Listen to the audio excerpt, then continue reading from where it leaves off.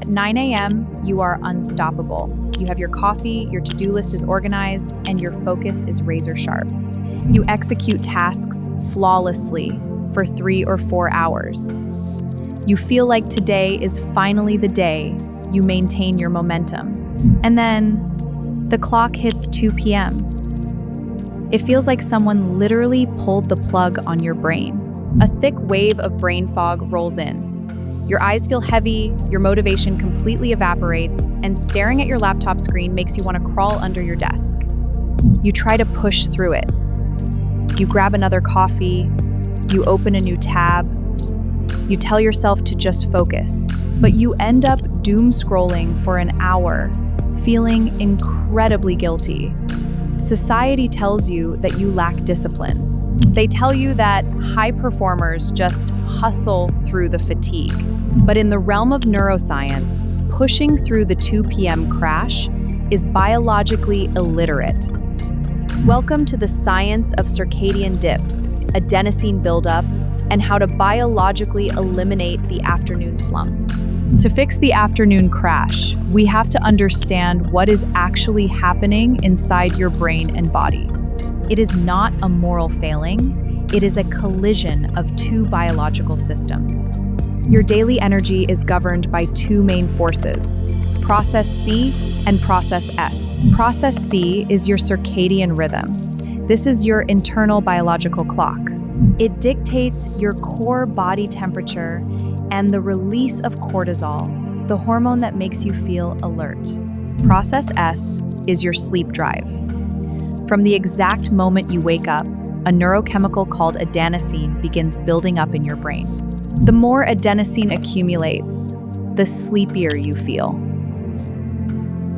At around 2 p.m. or 3 p.m., these two processes cross paths in the worst way possible.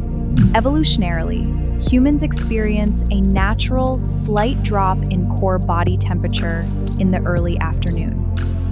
When your core temperature drops, your brain receives a signal that it is time to downregulate and sleep. Combine this temperature drop with the massive amount of adenosine you have accumulated after 6 hours of deep cognitive work, and your nervous system triggers a biological shutdown.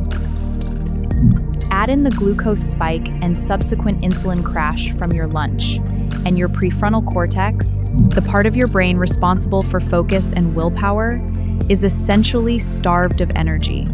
This is where most ambitious people make a critical neurological error. When the fog hits at 2 p.m., you try to fight it using pure willpower. You force your eyes to stay on the screen. But your brain is not absorbing anything. You are in a state of high cognitive friction with zero synaptic plasticity. You are just practicing being distracted. Reaching for a second cup of coffee right now won't save you either. Caffeine does not give you energy. It simply blocks the adenosine receptors.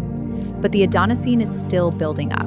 When the caffeine wears off, all that built-up adenosine floods the receptors at once, causing an even more devastating crash at 5 p.m.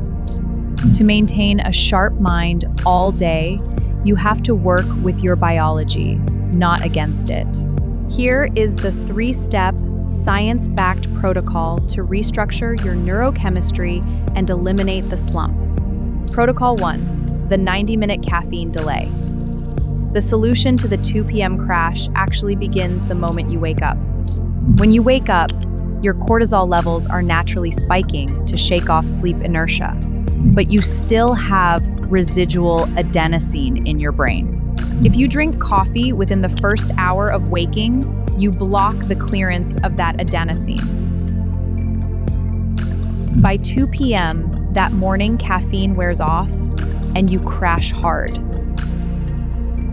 Delay your first caffeine intake until 90 to 120 minutes after waking. Let your natural cortisol clear the adenosine first. This completely changes your afternoon energy curve.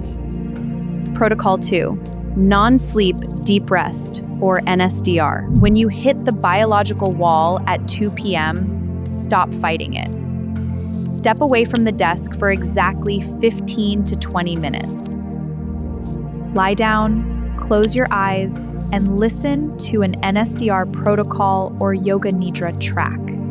You are not going to sleep. You are deliberately shifting your nervous system from a sympathetic state to a deep parasympathetic state.